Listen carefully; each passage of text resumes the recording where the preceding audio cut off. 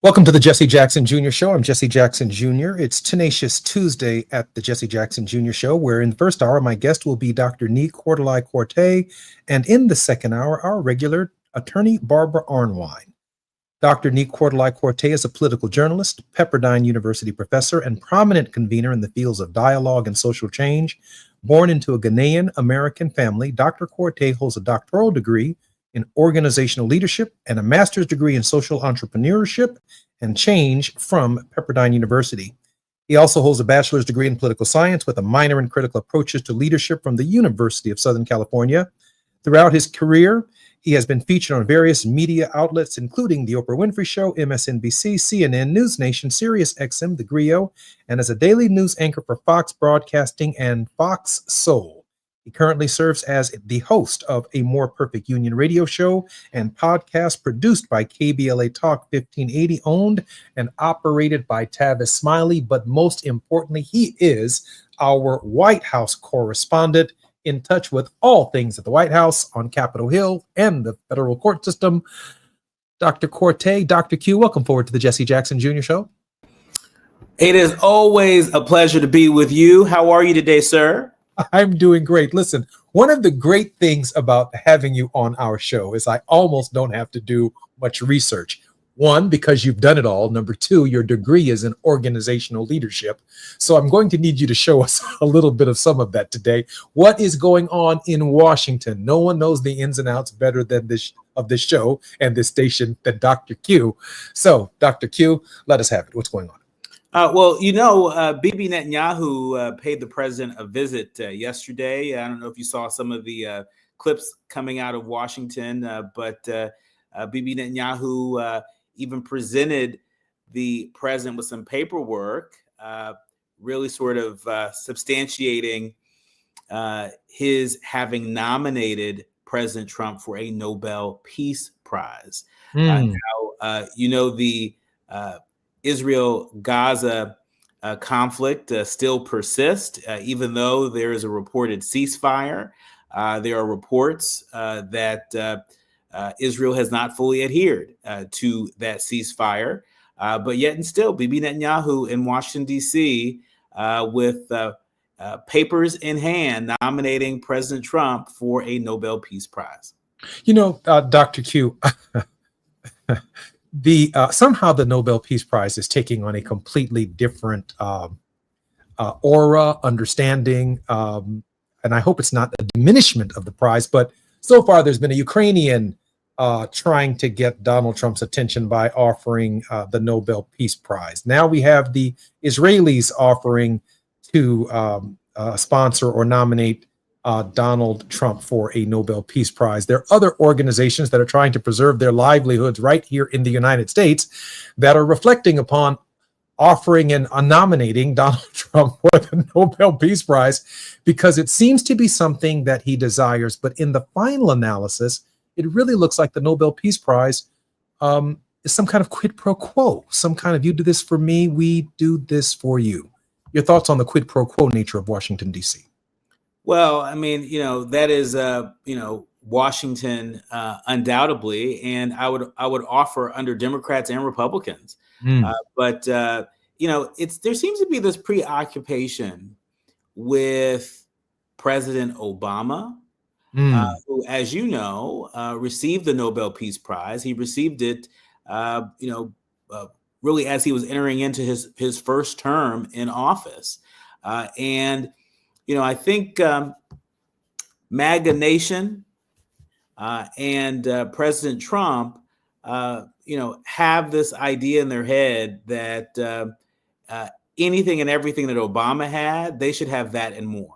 And so I think that is at least a part of the spirit around what is driving this persistent interest in being nominated and, in his view, ultimately receiving a Nobel Peace Prize if he has it his way. It also presents an opportunity, I think, for foreign leaders to appeal to his ego and to attempt to manipulate this president by playing into one of his deeply held desires. And so it is strange to many around the world, but it is becoming par for the course, at least in this current administration. I'm Jesse Jackson Jr. You're listening to the Jesse Jackson Jr. Show. My very special guest is Dr. Nee Quartale. He is our very special guest for this hour when we come forward.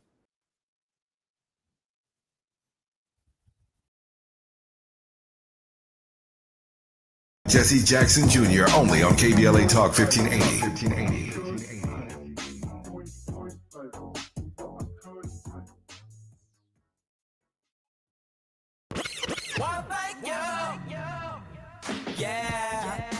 At KBLA Talk 1580, we're proud to be celebrating 4 years on the air, but we know we could not have made it this far without you.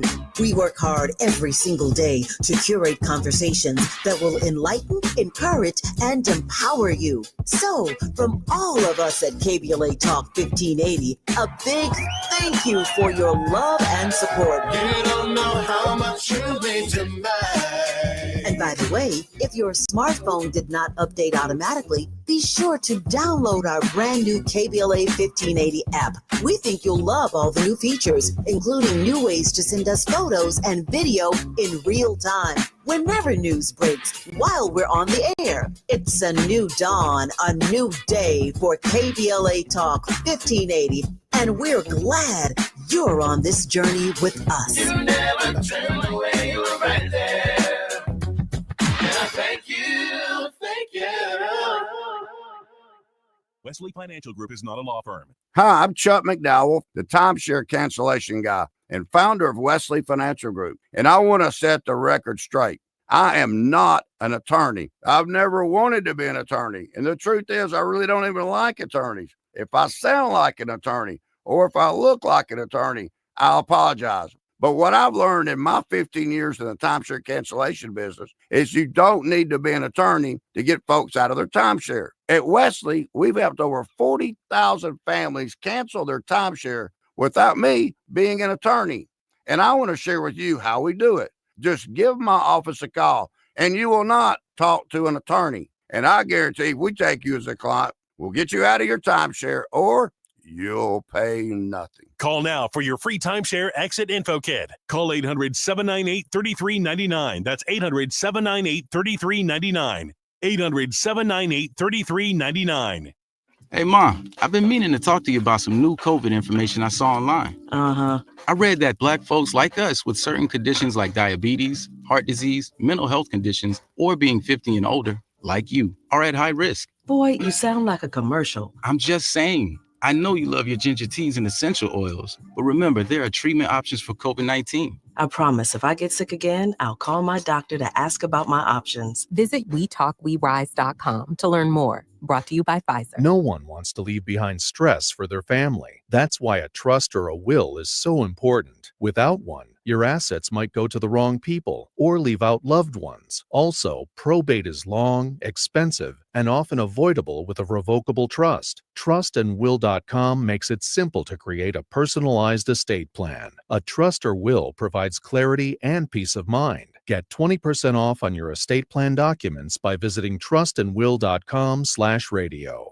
Career changers, including veterans and active duty service members. Your transition starts here. Go from GI to IT in a matter of months. Become a certified cyber warrior with training at My Computer Career. Cybersecurity specialists are in high demand, offering IT pros great opportunities and a rewarding lifestyle while protecting our people, liberty, and treasured institutions from cyber threats. Deploy your career in IT today. Learn more at mycomputercareer.edu/CWP. SkillBridge and other VA benefits are available to those who qualify. Now back to more of Jesse Jackson Jr. on KBLA Talk 1580.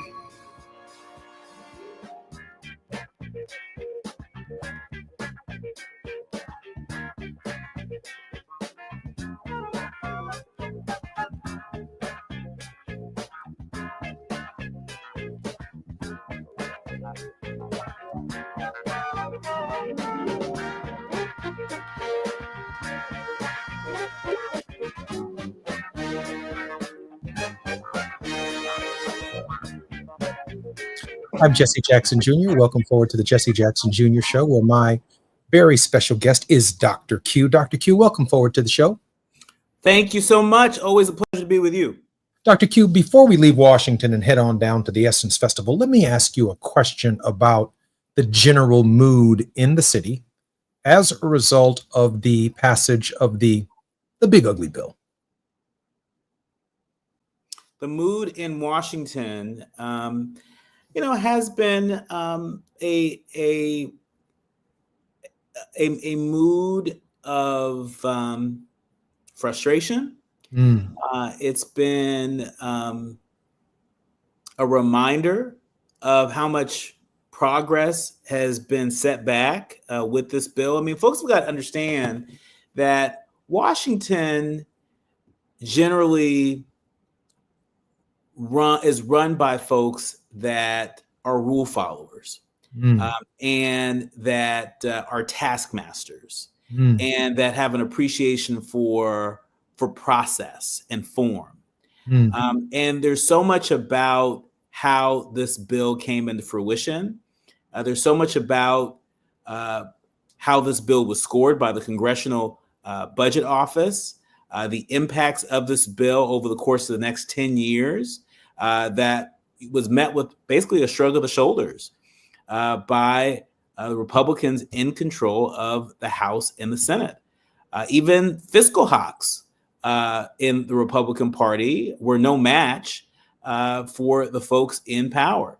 And so I think a number of folks in Washington are very clear-eyed that this bill really is a major setback to so many of the priorities that both Democrats and Republicans have championed over the past several decades. I mean, make no mistake about it. There are things in this bill that would make Richard Nixon blush. There are things in this bill that would make George H.W. Bush turn over in his grave.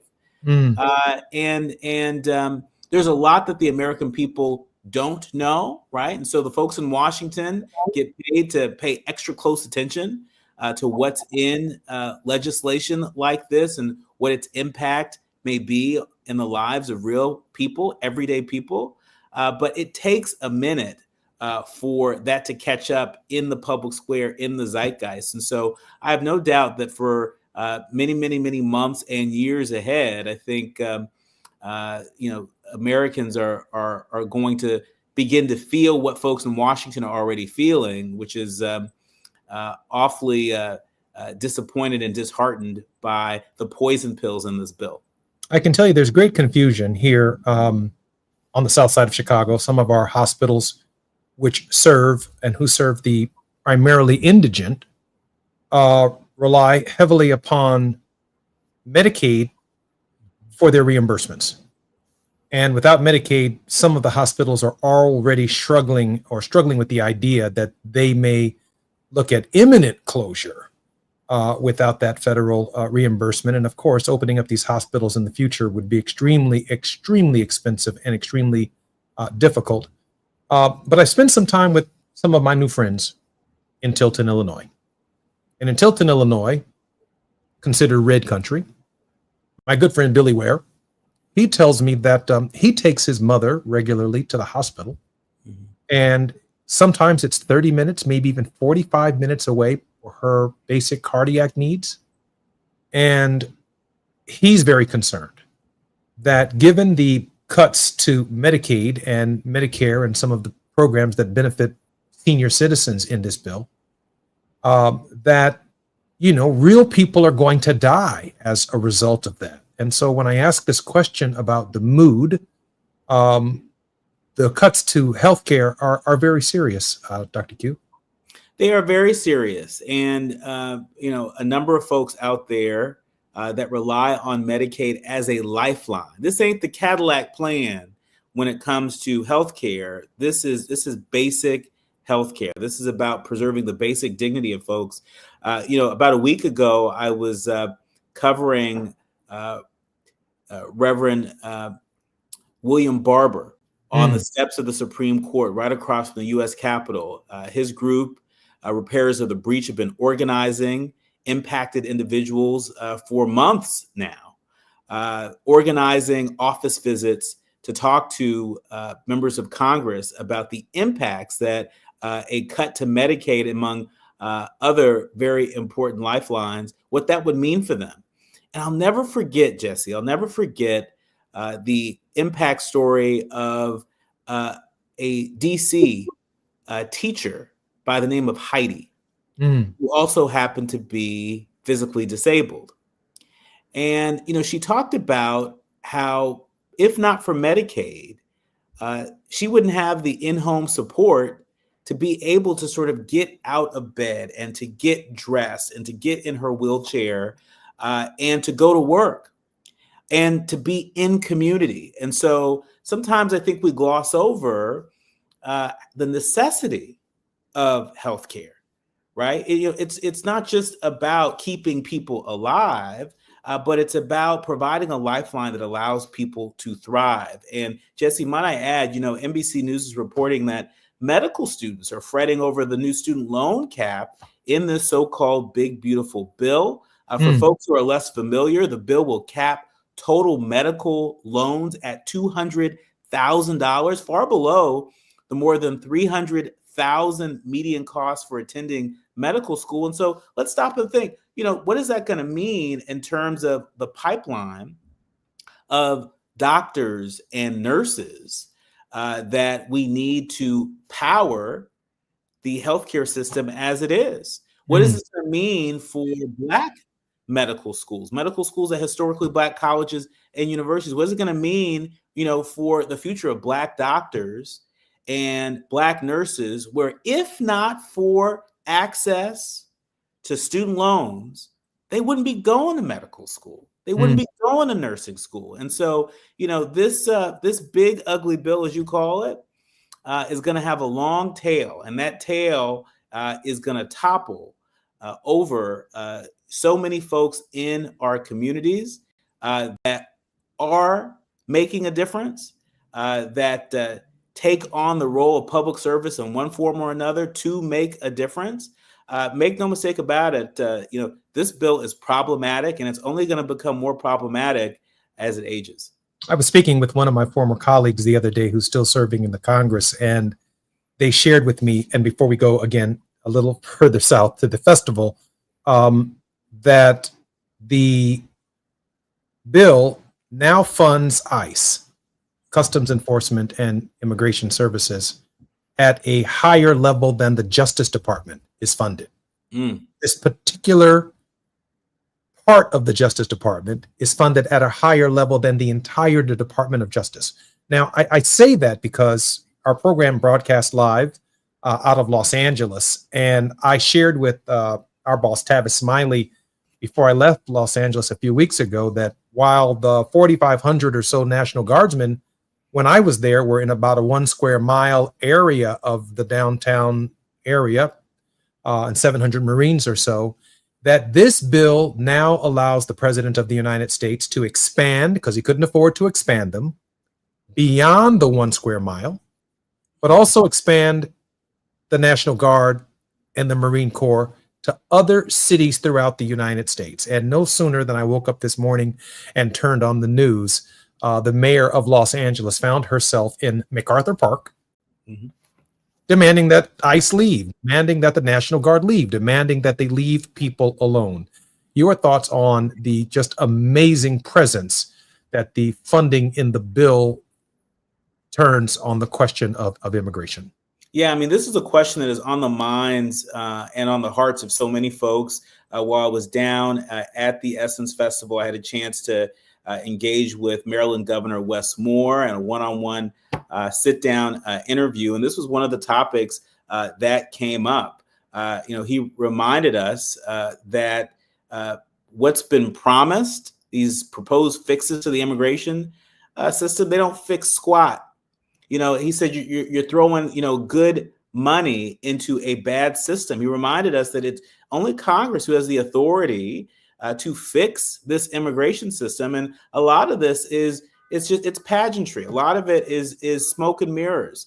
A lot of it is for the gram, as some might say, Instagram. I mean, and so this is the America that we're going to be living in, at least for the next several years. One of my colleagues said that he had a meeting in the Oval Office at the White House with about 90 members of Congress, many of whom represented rural communities. Mhm. And they said, you've got to exempt farmers. You've got to exempt our produce, or our produce is going to sit in the fields and rot. You've got to turn your attention away from hotel workers, Mhm. or the service-based industry is going to suffer. Who's going to make up the beds? And then the president apparently stood up at the White House, as the story was shared with me, and said, okay, I'm going to exempt you guys. I'm going to exempt the farms. I'm going to exempt the hotels. So I'm going to tell them they can only go to the blue cities. They can only go to the blue cities. And that is a different form of terror, isn't it? Yeah, it is. And, you know, it's a reminder of the abdication of responsibility from Congress, right? It's Congress that through the process of hearings and hearing from experts that these sorts of insights, you know, are revealed, and they address these on the front end. You don't wait till you pass this consequential piece of legislation and sign it into law to then say, oops, our bad, you know, didn't mean to impact the farmers disproportionately, didn't mean to disproportionately impact the hotel workers. Oh, didn't mean to for the tourism industry to take a hit. That's no way to govern. And the fact that there are Republicans in Congress that are willing to accept this is deeply, deeply troubling to so many folks who have to live with the outcome of this. You know, let me also just say that, you know, I'm in Los Angeles today. I'll be heading back to Washington tonight. And there's a lot of talk about what happened in MacArthur Park. You know, we had babies at summer camp in MacArthur Park when this militarized force rolled up on them. You know, we're not thinking about the trauma that this situation in Los Angeles and too many places across the country, the trauma that this is inflicting on our young people, right? And all it was an intimidation tactic. There was a mobile medical unit out there provided by St. John's Community Health Clinic. You know, they were out there providing basic health care, a basic mobile clinic. And there they are being intimidated by the National Guard that's been militarized. And so we've got to ask ourselves, is this the best use of our tax dollars? Is this what we want to have our National Guard doing? You know, should they be intimidating young kids in summer school in MacArthur Park in Los Angeles? Or should they be down there in Texas helping to address the flooding disaster that's taking place and helping with recovery, search and recovery efforts there? Should they be in North and South Carolina, you know, supporting the folks that yet again are having to face another flood situation, right? I think there's a better use of our military, of our National Guard. You know, as long as the president continues to flex in this sort of way, I don't think it's going to make us any safer.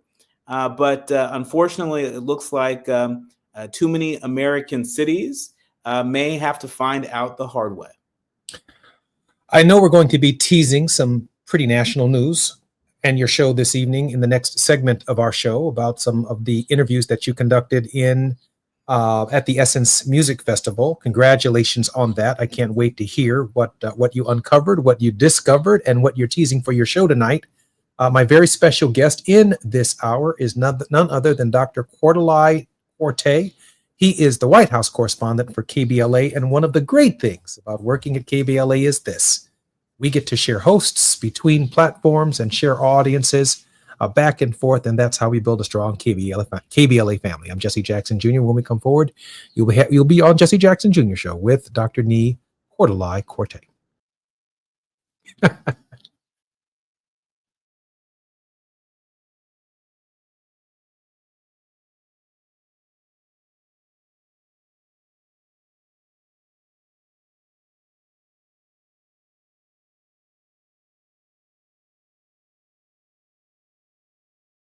showed up with military vehicles near a kids' camp. Bass called it outrageous and fear-driven. I could see a helicopter in the air. I think it was a Black Hawk helicopter. And I saw military tanks. It was the Custom and Border Patrol, and it might have been military on the periphery. Feds aren't saying why they were there or if anyone was detained. Sean Diddy Combs' sentencing may move to September 22nd. Both sides agreed to the earlier date with a judge set to decide today. Combs was found guilty of transporting people for prostitution and remains in custody. And Memphis and Shelby County have both ended programs supporting minority and women-owned businesses due to a new Tennessee law banning DEI initiatives. Black business leaders worry this will hurt progress, but many plan to keep supporting each other. Get BIN News now on demand 24/7 on the iHeartRadio app. Rapid radios are instant push-to-talk walkie-talkies offering national LTE coverage and no subscription ever. Business owners can now keep in touch with up to 200 staff members at one time. Go to rapidradios.com now for up to 60% off and free shipping. This is the KBLA Sports Minute with Ray Richardson. Something is going on with the Dodgers pitching staff. The Dodgers have been outscored 38-7 in their last 4 games. They lost their 4th straight Monday night, a 9-1 loss at Milwaukee. A bases-loaded walk in the bottom of the 9th inning gave the Angels a 6-5 win over Texas. The Angels are 21-20 at home. Ben Shelton, the only African-American in the men's quarterfinals at Wimbledon, will play Yannick Sinner of Italy on Wednesday. Sinner, ranked number 1 in the world, is 5-0 against Shelton. At 22, Shelton is the youngest player in the men's bracket to advance to the quarterfinals at Wimbledon since Andy Roddick in 2004. Roddick was 21. Tough break for the Indiana Pacers and Tyrese Halliburton.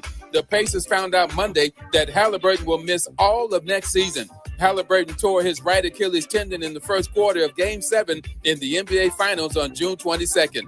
No debates, no speculation, just the info you need. That's your KBLA Sports Minute. I'm Ray Richardson on KBLA Talk 1580.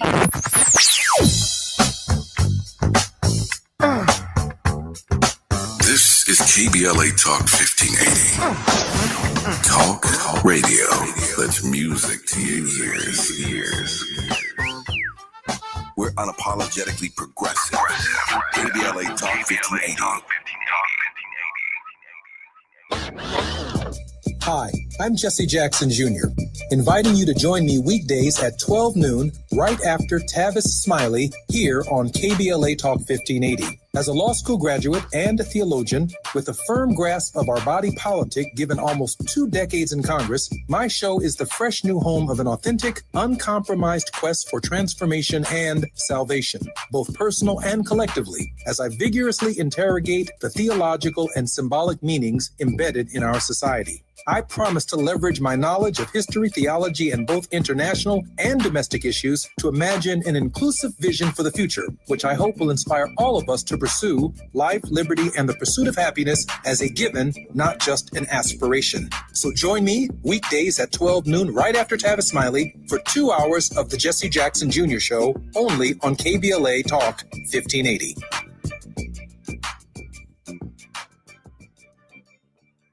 Attorney advertising. Prior results do not guarantee future outcomes. Founded in Los Angeles in 1986, litigation powerhouse Quinn Emanuel has deep roots in the Los Angeles community. Since 2007, we have litigated some of the largest fires on the West Coast. We are proud to be the only AmLaw 100 firm in the country to represent wildfire victims, giving affected individuals, families, and businesses the same focus and individualized attention we devote to our Fortune 500 clients. BTI Consulting has repeatedly recognized Quinn Emanuel as among the 4 law firms in-house counsel least likely to oppose in any litigation, and we are often deemed the most feared. And after securing over $80 billion for our clients in various matters firm-wide, we understand why. If you have been affected by the recent wildfires in Altadena and the Palisades and would like to discuss your situation further, please contact wildfire support at QuinnEmanuel.com or call us at 213-443-3050. Quinn Emanuel is proud to sponsor Conversation Live Altadena Rising with James Farr on KBLA Talk 1580. Attorney advertising. Prior results do not guarantee future outcomes.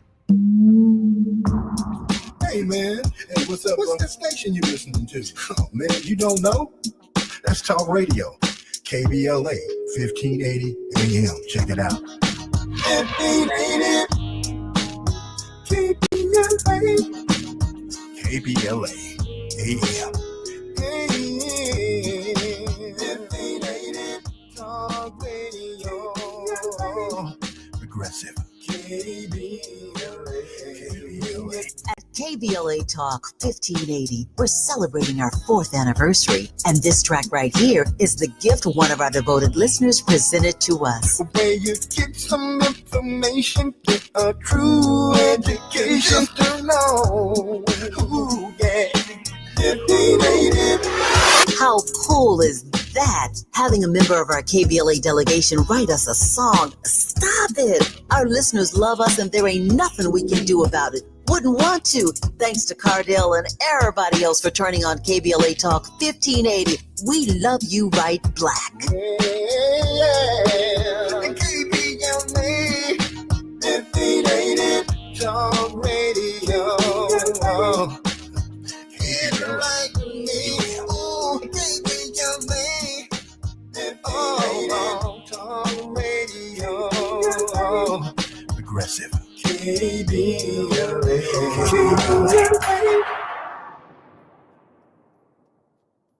Are you?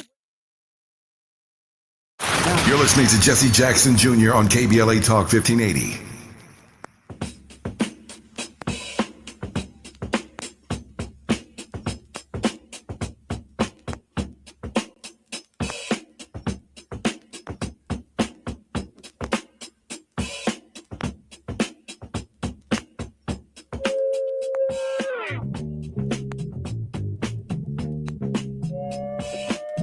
Jesse Jackson Jr. Welcome forward to the Jesse Jackson Jr. Show. On our show is Tenacious Tuesdays in our second hour.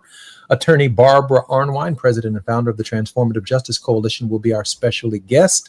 She is internationally renowned for her contributions on critical justice issues, including the passage of Landmark Civil Rights Act of 1991 and the 2006 reauthorization of provisions of the Voting Rights Act of 1965. But in this hour, Dr. Nee Cordelai-Corte, who has his own show right here on KBLA Talk 1580, A More Perfect Union, is our very special guest. He is also our White House correspondent and the author of Kamala and Me, because former Vice President Kamala Harris gave him amazing access to the motherland, and he went with the vice president on an extraordinary trip. The title of his book, Kamala, the Motherland and Me, An Invitation to Challenge Your Assumptions about Madam Vice President, Africa, and Ourselves. I was looking for Dr. Cordelai-Corte last week. Someone said he's on vacation. I said, where is he on vacation? They said he's at the Essence Music Festival. But knowing Dr. Q, he's going to turn a vacation into a work assignment. Dr. Q, what did you uncover and discover in New Orleans, Louisiana? Oh, well, first of all, shout out to everyone out there that are a part of the team that organized the Essence Festival. I know these internet streets have been critiquing the Essence Festival. And of course, no event is above critique. But on the brighter side of things, there were some really incredible conversations that were curated with leaders on the front lines, particularly at the Global Black Economic Forum, which is led by Alfonso David and his team. Justice Ketanji Brown Jackson made an appearance. She participated in an interview with Lindsay Davis from ABC News. And, how often do we get to hear from a Supreme Court justice at a venue like the Essence? Right? And let alone the first Black woman to serve on the U.S. Supreme Court. And so that was cool. It was very revealing. But behind the scenes, I had a chance to interview Maryland Governor Wes Moore. It was a sit-down interview that was months in the making. We thought it very fitting to do it at Essence, where he and his wife, First Lady Dawn Moore, were celebrating their 18th wedding anniversary. And we had a wide-ranging interview. We talked about a number of things, including the so-called Big Beautiful Bill, turn law. And we also talked about his veto of that reparations bill that folks have not been so happy about. We talked about any ambitions he might have, as well as his thoughts on Kamala Harris potentially running for governor of California. Dr. Q, I think we have a clip of your interview with the governor, and I'd like us to play that now.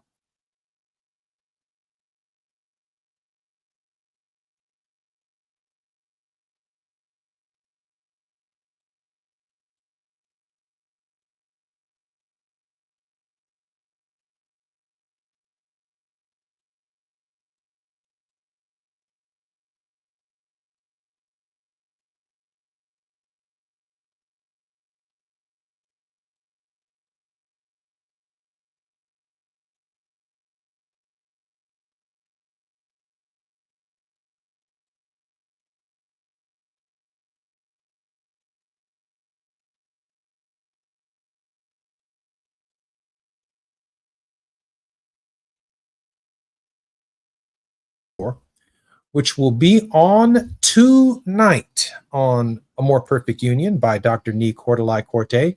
Dr. Q, I don't know what happened with our buffering and our clip, but let me allow you to share more with us about your interview with the governor and any news that may have broken in that interview. Sure. Well, I'm sharing this exclusively with you because nobody has seen this interview. It has not aired. It will air for the first time at 4 p.m. Pacific, 7 p.m. Eastern. I want to encourage people to download the KBLA app to listen to it live wherever you are. You can also tell Alexa to play KBLA Talk 1580. And if you can't do that, you can subscribe to A More Perfect Union podcast where you can listen to it a little bit later on demand. But we covered a lot of ground during this interview. Again, we talked about the so-called Big Beautiful Bill. Some might even call it the big bad nightmare that is now law. Also, the Democratic Party's struggle with working class voters. Of course, we couldn't avoid the topic of mass deportations and the protections for sanctuary cities and sanctuary states. It's currently under attack. And we got his reaction to the possibility. I asked him, is it possible in my lifetime that I might see a Wes Moore on the ballot for president? You will have a chance to listen to his answer to that, in addition to his reaction to the floods in neighboring Texas and Trump's politics around granting disaster declarations. And so, again, we covered a wide range of topics. I found the governor to be very warm and candid and thoughtful. I want to offer our leaders, learners, and listeners an opportunity to decide for themselves what they think about the work of the governor and his vision for the future. Can you share with us again the times of the program this evening from the Pacific to the East Coast? Sure. And so folks can tap into A More Perfect Union on KBLA Talk 1580 at 4 p.m. Pacific, 7 p.m. Eastern. Also, be sure to download the KBLA app to listen to us live. You subscribe to A More Perfect Union podcast, and you won't want to miss this episode. There's no doubt about it. Some amazing news that was uncovered and discovered. Definitely a national news story. Make sure you tune in. I'm not going to break it for him right now. No, we're going to let you tune in and hear the news the same time the rest of the country and the rest of the world hear it. But I think it's very, very important to the outcome of a number of major decisions that will matter to us, to our community, and to our struggle for civil and human rights across this country. Dr. Q, I do need to ask this question just before we come forward and for our next break, and that is this. Is it your thoughts that the Essence Music Festival and some of the festivals that we now find ourselves having certain legacies, that those legacies and that history is actually being challenged in the present culture? Absolutely. I think they're being challenged by way of funding, for example. I think that's why we need our institutions to diversify their funding portfolios. I think over-reliance on corporate dollars can present a challenge in political environments like the one we're living in, where diversity, equity, and inclusion is under attack in a very real way. But I think there's an opportunity for us to lean into some radical imagination. We cannot accept our institutions as they are. We've got to update them. We've got to reimagine them. We've got to retrofit them. And that work, as you know, is not for the faint of heart. These are different times in a lot of ways. Doesn't mean that we throw the baby out with the bathwater, but it means that these are different times. We have to adapt. And when we don't, folks suffer from losing relevance. They suffer from having those things pull focus from their mission and pull focus from the work that is needed in order to meet the moment. Dr. Nick Corte is our very special guest in this hour, Partying with a Purpose at the Essence Music Festival. I'm Jesse Jackson Jr. You're listening to the Jesse Jackson Jr. Show. When we come forward, more with Dr. Q. While you're stuck in traffic, we can at least bring you up to speed on the news of the day. You're listening to Jesse Jackson Jr. only on KBLA Talk 1580.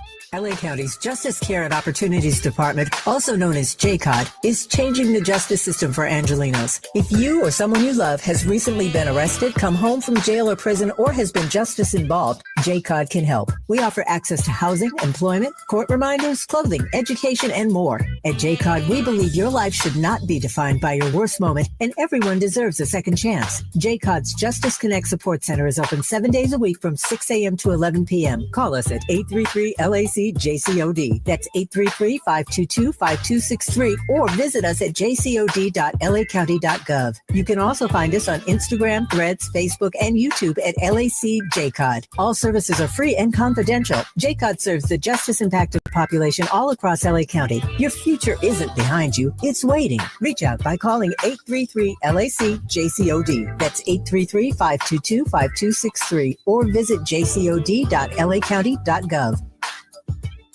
The California Crusader newspaper would like to thank all of our subscribers for their support throughout the years, proudly serving the South Los Angeles and South Bay areas for more than 40 years. The California Crusader is a multicultural, Black-owned, adjudicated newspaper that focuses on providing newsworthy information to the people in our community.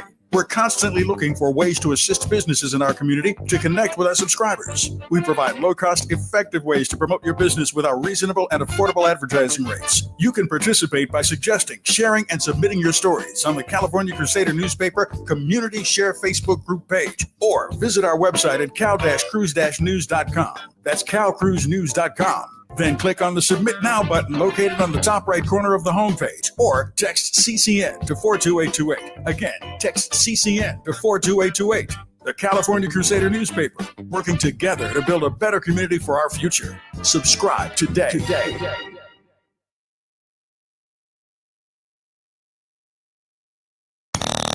Now back to more of Jesse Jackson Jr. on KBLA Talk 1580.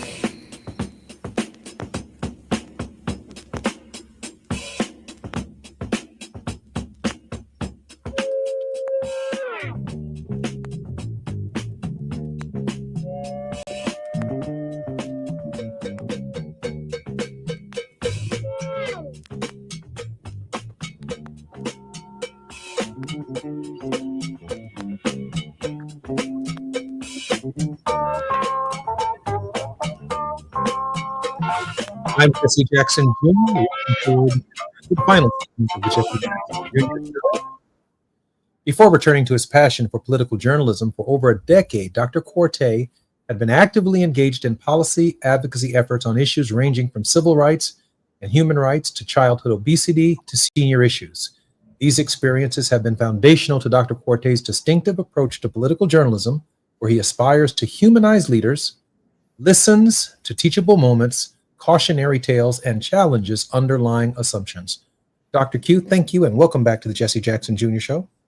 It's a pleasure to be with you. Dr. Q, I have to check in with you every now and then on the question of the state of journalism, but also the question of the state of Black journalism in the Trump environment. Share with us your thoughts on the current state. Well, I lean into the mandate of the Black press, which is to liberate and inform. I take that very seriously. I think that's a big part of why we're here today. It's a big part of why we're on this platform. It's a big part of what unites so many Black journalists that understand that, our job is not to be passive observers, right? Mhm. When you operate in community, you have a bit more skin in the game. Yeah. And that is why we provide, news and analysis that is tethered to some of the values that we share as Black folks across America and across the diaspora. And so that is what has anchored my work, whether you're talking about my best-selling book, Kamala, The Motherland and Me, or you're talking about my work every day on A More Perfect Union on KBLA, or the work that I'm just starting in collaboration with George Fothery at the Black Land Loss Narrative Archive Project, where I just signed on as a journalist in residence to document the stories of Black folks across America who have suffered from land dispossession, who have lost land, who have lost businesses, who have lost homes at no fault of their own. And so it's important to document these stories, to tell these stories, and amplify these stories so that we might see some modicum of justice in our lifetime.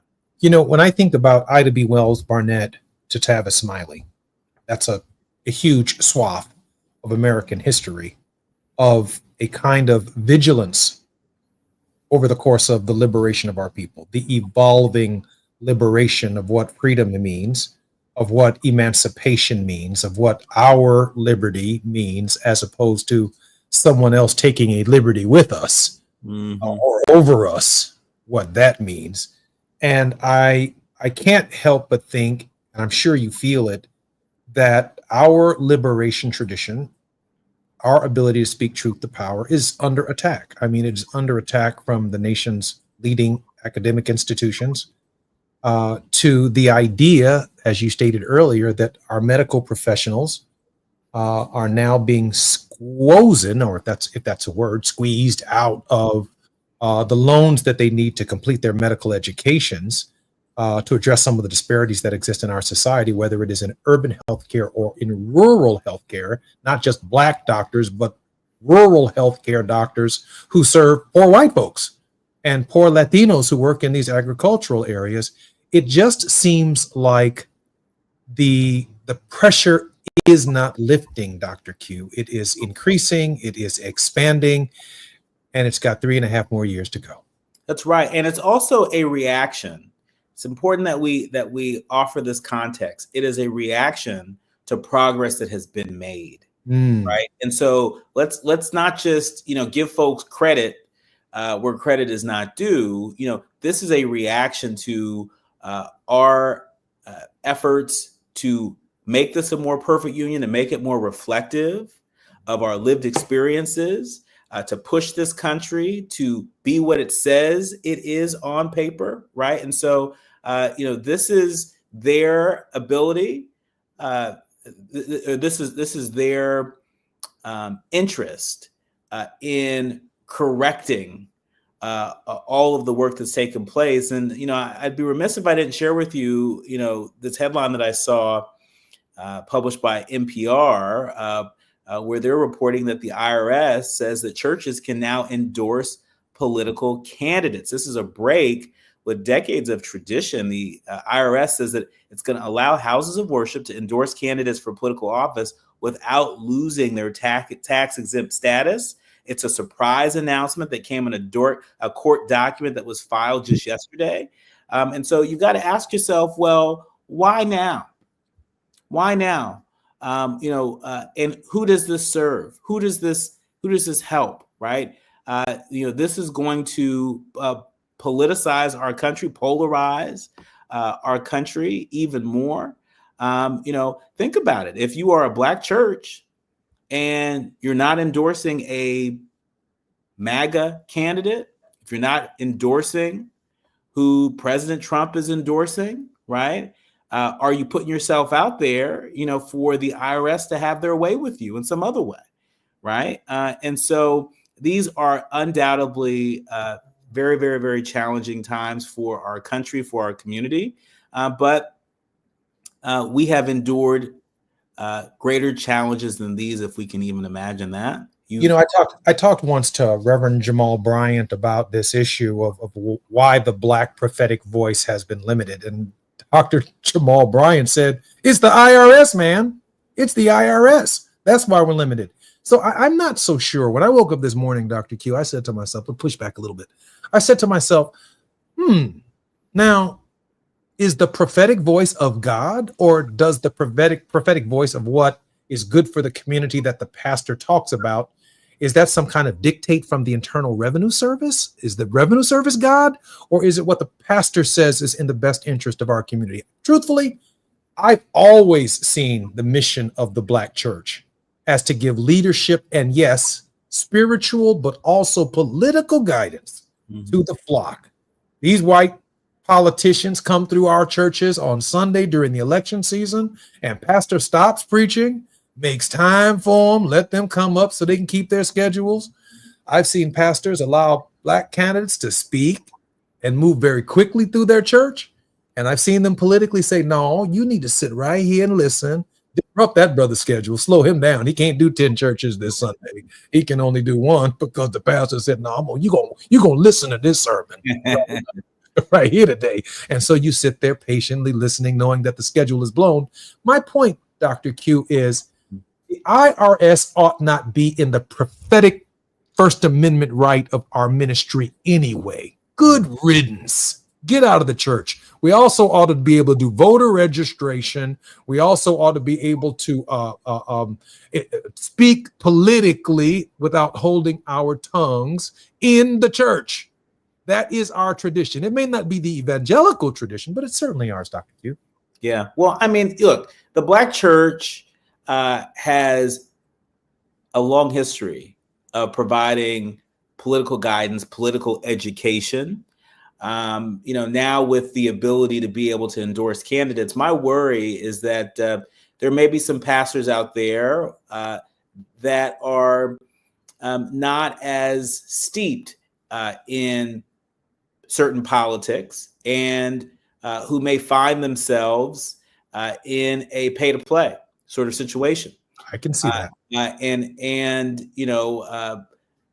Finding yourself in a pay-to-play situation with a lot to lose, with ultimately the church potentially taking a big hit if there is any misstep. And so I worry about that. Of course, we'll continue to follow this story as it evolves, but some major news, a major shift in tradition where now the IRS is saying that churches can now endorse political candidates. Dr. Q, I only have about a minute and 30 seconds. I'd love for you to tease your program, your guests that you're going to be interviewing, and the significance of those interviews in our final few moments. Sure. And so I want to encourage folks to tap into A More Perfect Union on KBLA Talk 1580 today at 4 p.m. Pacific, 7 p.m. Eastern. I will be sharing my special interview with Maryland Governor Wes Moore. We'll talk about a wide range of issues. You'll even hear what he has to say about former Vice President Kamala Harris potentially running for governor of California. And then a little bit later in the hour, you'll hear from Dr. Jonathan Collins, Associate Professor of Political Science from Columbia University. We're going to break that thing all the way down. Dr. Q will be my guest this coming Monday, Moving Mountain Mondays, to join our guest Ernest Krim III and guest host Terry Hord Owens. I'm Jesse Jackson Jr. You're listening to the Jesse Jackson Jr. Show. Dr. Q, thank you for being with us. Thank you, sir. Always great to be with you. Can't wait to hear your interview this afternoon. Barbara Arnwine, president and founder of the Transformative Justice Coalition, is internationally renowned, and she will be our very special guest on Tenacious Tuesday in just a few moments. Currently, she also serves as co-chair and facilitator of the National Commission for Voter Justice. I'm Jesse Jackson Jr. When we come forward, Dr. Barbara Arnwine, attorney, lawyer, and justice worker. KBLA 1580 Santa Monica. I'm Amber Payton with BIN News Now. Black Los Angeles Mayor Karen Bass and Governor Gavin Newsom are slamming an armed immigration raid at MacArthur Park. Agents showed up with military vehicles near a kids' camp. Bass called it outrageous and fear-driven. I could see a helicopter in the air. I think it was a Black Hawk helicopter. and I saw military tanks. It was the Custom and Border Patrol, and it might have been military on the periphery. Feds aren't saying why they were there or if anyone was detained. Sean Diddy Combs' sentencing may move to September 22nd. Both sides agreed to the earlier date with a judge set to decide today. Combs was found guilty of transporting people for prostitution and remains in custody. And Memphis and Shelby County have both ended programs supporting minority and women-owned businesses due to a new Tennessee law banning DEI initiatives. Black business leaders worry this will hurt progress, but many plan to keep supporting each other. Get BIN News now on demand 24/7 on the iHeartRadio app. Rapid radios are instant push-to-talk walkie-talkies offering national LTE coverage and no subscription ever. Business owners can now keep in touch with up to 200 staff members at one time. Go to rapidradios.com now for up to 60% off and free shipping. This is the KBLA Sports Minute with Ray Richardson. Something is going on with the Dodgers pitching staff. The Dodgers have been outscored 38-7 in their last 4 games. They lost their 4th straight Monday night, a 9-1 loss at Milwaukee. A bases-loaded walk in the bottom of the 9th inning gave the Angels a 6-5 win over Texas. The Angels are 21-20 at home. Ben Shelton, the only African-American in the men's quarterfinals at Wimbledon, will play Yannick Sinner of Italy on Wednesday. Sinner, ranked number 1 in the world, is 5-0 against Shelton. At 22, Shelton is the youngest player in the men's bracket to advance to the quarterfinals at Wimbledon since Andy Roddick in 2004. Roddick was 21. Tough break for the Indiana Pacers and Tyrese Halliburton. The Pacers found out Monday that Halliburton will miss all of next season. Halliburton tore his right Achilles tendon in the first quarter of Game 7 in the NBA Finals on June 22nd. No debates, no speculation, just the info you need. That's your KBLA Sports Minute. I'm Ray Richardson on KBLA Talk 1580. Well, thank you. Yeah. At KBLA Talk 1580, we're proud to be celebrating 4 years on the air, but we know we could not have made it this far without you. We work hard every single day to curate conversations that will enlighten, encourage, and empower you. So, from all of us at KBLA Talk 1580, a big thank you for your love and support. You don't know how much you mean to me. And by the way, if your smartphone did not update automatically, be sure to download our brand new KBLA 1580 app. We think you'll love all the new features, including new ways to send us photos and video in real time. Whenever news breaks, while we're on the air, it's a new dawn, a new day for KBLA Talk 1580. And we're glad you're on this journey with us. You never turned away, you were right there. And I thank you, thank you.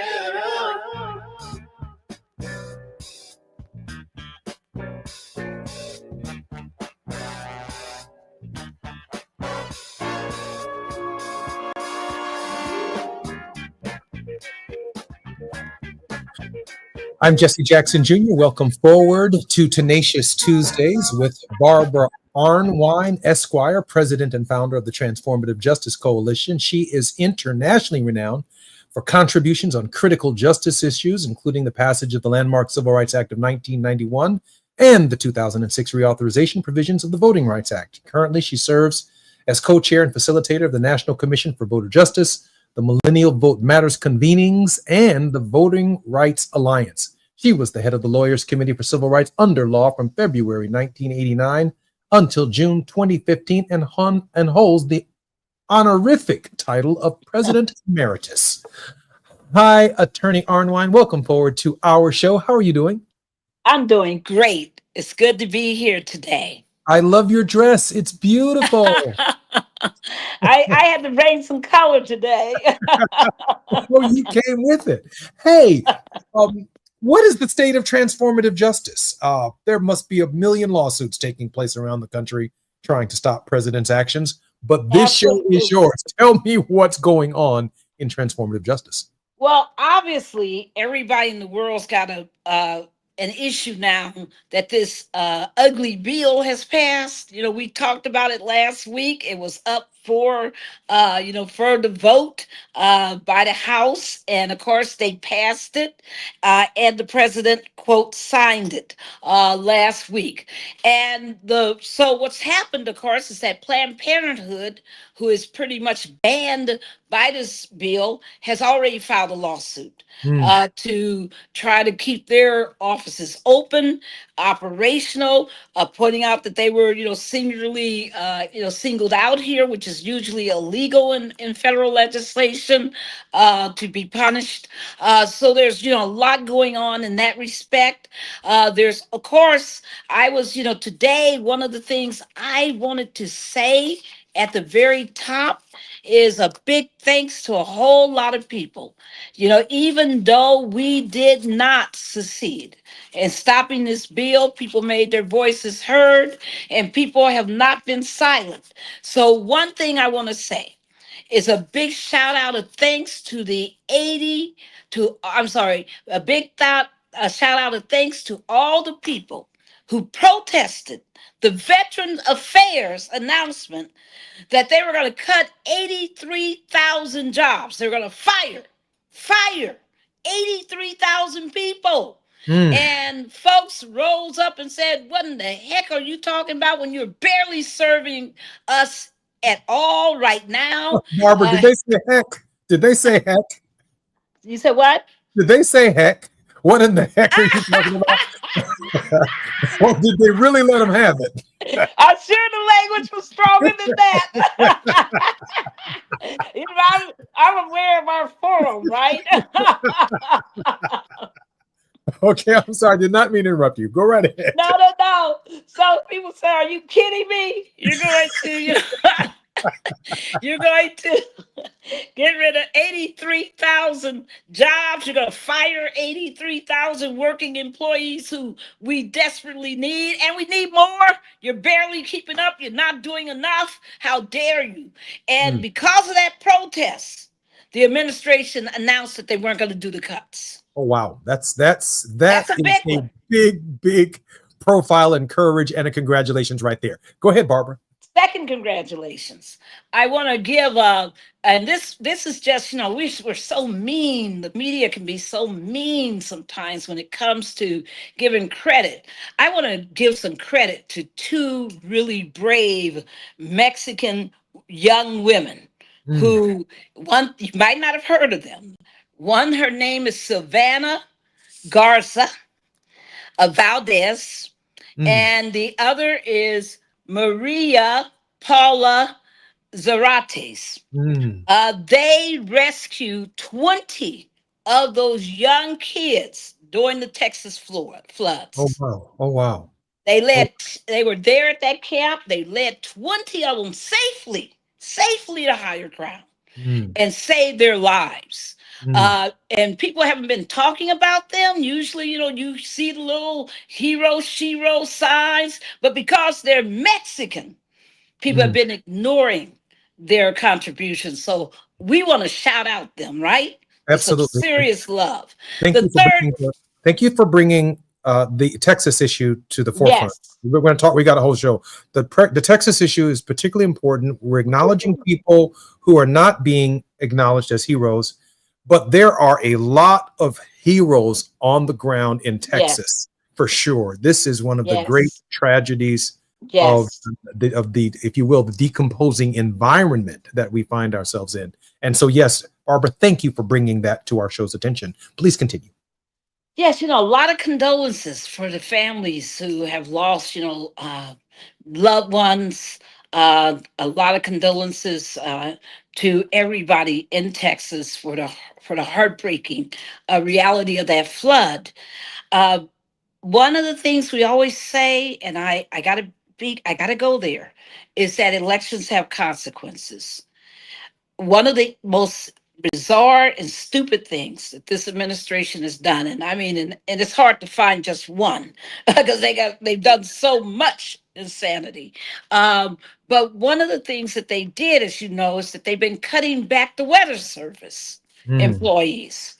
It turns out that even though they said, oh, we staffed up, we had 5 extra people, guess who they didn't have? Because they did not fill the position, because the position was cut by the funding cuts from the Trump administration. And that was the director of flood management. Wow. Come on now. Barbara? The very person who would have worked with all those cities and counties around that area to make sure that they had a plan, that they were, were looking at any vulnerable areas, Barbara? making sure.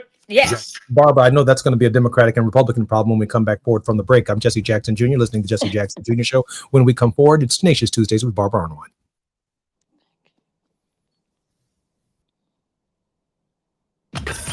While you're stuck in traffic, we can at least bring you up to speed on the news of the day. You're listening to Jesse Jackson Jr. only on KBLA Talk 1580.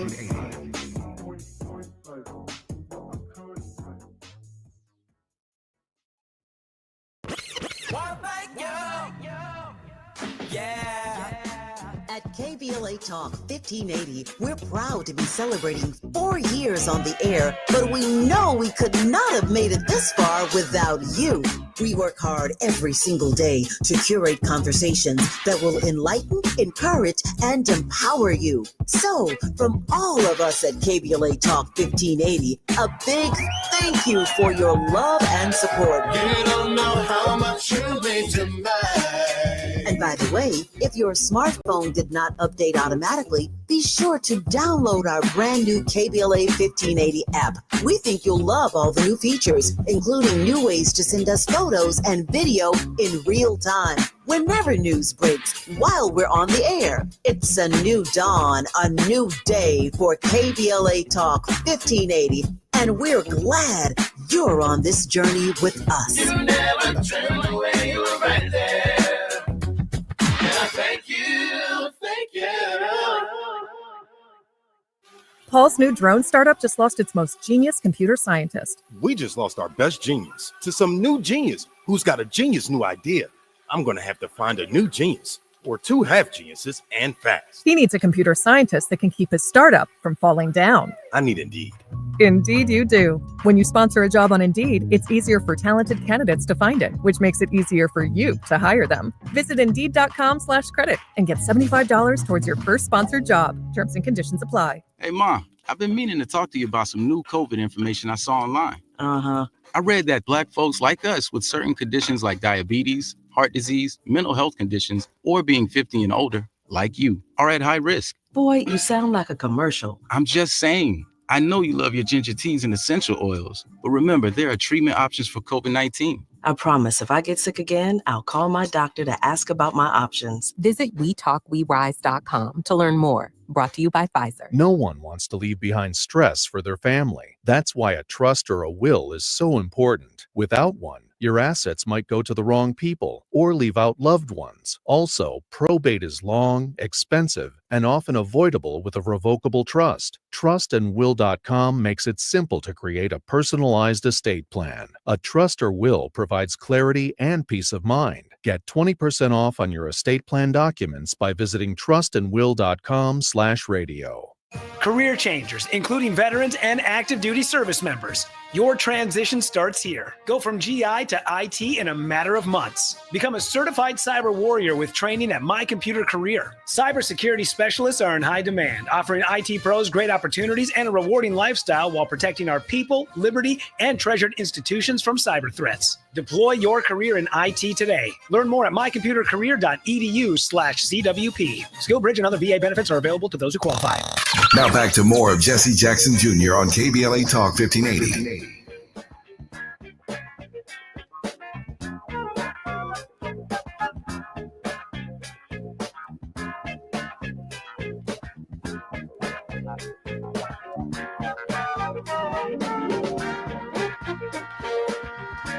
I'm Jesse Jackson Jr. Looking forward to the Jesse Jackson Jr. Show. It is Tenacious Tuesdays with attorney Barbara Arnwine, Esquire. She is the nation's leading social justice warrior. There is no doubt about that. Attorney Arnwine, welcome forward to the Jesse Jackson Jr. Show. It's great to be here. Can I go back to this issue, because we've got a lot of them to cover, and I know Oh, I mean, yes. they're every issue that you want to cover. Let me ask you this question. It seems to me that it's easy in the moment to cast blame in this Texas scenario. But when I see a flood the width of the Mississippi River, that tells me that there were some serious problems with geological surveys. It suggests to me that many decades of Democratic and Republican national leadership failed, like Katrina, to provide the adequate protections in a flood zone that was clearly part of a flood zone. Right. And I blame federalism as much as I blame anything else. That is, multiple governors who probably told the federal government down here in Texas, we don't need the government. We don't need y'all to come down here and tell us what to do, until a river suddenly appears the size of the Mississippi River moving through our state. And the federal government has plenty of rights to regulate the Mississippi River and the floodplains of multiple states, multiple counties, if in fact such a floodplain exists. So when I think about blame, and it kills 80 people, it's brought to the American people's attention in a way that we've not seen before. Help me here, Attorney Arnwine. Well, there's blame, and then there's the failure to listen to warnings. When this administration said they were going to make these cuts to NOAA, and that they were going to make the cuts to the Weather Service, that they weren't, people immediately said that's dangerous because it's going to put many lives at risk. That not only is there an issue of keeping the current staffing, you actually need more. Because we're under more weather threats than we've ever been in our history because of climate change. And so there's one thing about blaming something after the fact, like the Asheville hurricane that destroyed that whole area in North Carolina. But there's a very other thing, to be warned that there are consequences to your bad actions that you're doing for no good reason. I mean, and you're not really saving any major money. You're not trying to get rid of something that's inefficient. It's very efficient. So it was just a stupid move. And it compounded all the things you just said. Because you're right. I mean, these problems with Texas and flooding has been going on for decades. They haven't had a lot of Democratic governors recently, but it's been going on for decades. And they have, and it's just sad. When I saw Governor Abbott in his press conference immediately after the tragedy was unfolding and people were realizing how many of the first 40 something people who had died, and he was talking about, well, I'm going to get on this, I'm going like, sir, people have died. What about some compassion? What you talking about? You can't get out there and whip the storm. What you do? Who you gonna be fighting? You need to be saying, you need to be showing compassion and saying, I'm gonna do everything I can to help these people. And to do everything that we can to do better in the future. But instead, it just showed you the mindset's not even there to have the condolences, the comfort, the right heart. I mean, these people are bitter. Woo! I think we have to imagine. It's hard for Washington to imagine anything other than a 27-foot surge of the Potomac River. What that would do to the Capitol, what that would do to the Supreme Court, what that would do to the White House. Now Washington would get the message. I mean, exactly. But but that's that whole thing about I know that there's been more people. I've been seeing you on social media, and I'm reading all these folks. Now you're publishing all these people talking about, if I had known it was gonna hurt me, here they go again. I'm gonna say it every week because they keep doing it every week. If I had known it was gonna hurt me, I would not have voted for X. If I had known that my husband, my wife, my cousin, my worker was going to be deported, I would have voted differently. If I had known that I would not be losing my Medicaid, I would have voted differently. Folks, The That right problem there. is the loss of community. You got to care about more than yourself. That's right. And sometimes you think you're hurting somebody else and you're hurting yourself. And that's what's ugly about this moment that we're living in. I mean, Florida is particularly vulnerable. I think things would have been different if Mar-a-Lago were washed away. And property is one thing. I mean, so much of the nation's constitutional republic was founded around property rights, but lives Yes. are clearly another. And there should be plenty of lawsuits and accountability for what happened in Texas as a result Yes. of this flood. Their property, their buildings built beneath the floodplains. And And that's it's state abdication of responsibility.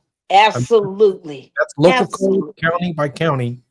The lowest common denominator, from states' rights to county rights to local rights to my block rights. If we're going to build a more perfect union, we're going to have a standard for everybody. Barbara, that was Texas. What's up next? I want to talk a little bit about LA. And we got to talk about this new concentration camp in Florida. Okay, So yeah. we got to Alligator. talk about those two things. But Okay. before we get to LA and the concentration camp, did most people listening know that Pam Bundy's DOJ sued an entire federal district court of judges? No, I've never heard that until just now. What do you mean she sued an entire court of federal district judges? She did. She it is the most unusual court case that we're knowing about it. They've sued 15 judges in their official capacity, but because they're mad that they said that these judges are stopping them from doing what they want to do. And that they are suing these judges for all the opposition that they're giving them in their attempt to to have these deportation orders and DEI bans, etc. So they're just going to sue Is this the the first federal time district court. is this Huh? the first time in the history of the United States that a Department of Justice has sued an entire federal bench? I'm serious. 15. I mean, the entire federal bench. This is just the entire federal district court in Maryland. What is wrong with Pam Bondi? I mean, this woman is I have no clue what kind of law school she went to. What kind of constitution does she think she's operating under? This is the most insane thing I've ever heard. And so I just had to bring that up because I just saw it while we were on break. And I said, what? They sued an entire federal district court. So that's breaking news, folks. These folks, they're just out of control. They're out of control. They have very little, anything that we can call good sense operating. Just before we go to Alligator Alley, let me ask you a question about the enormous size of the big ugly bill's budget for immigration enforcement. Yes. And how the expansion of the activity in Los Angeles from a square city mile, yes, to MacArthur Park, and the funding to move the National Guard or expand the presence of the National Guard in other blue cities, if you will. Your thoughts? And any city that resists them. I mean, we got to understand there's a reason why you don't want to have federal troops deployed on your streets in domestically in the United States when there's no domestic terrorism or domestic threat. This is because what you're seeing, what this president is doing. I keep saying he is a total wannabe dictator. He is totally committed to authoritarianism and autocracy and his oligarchy.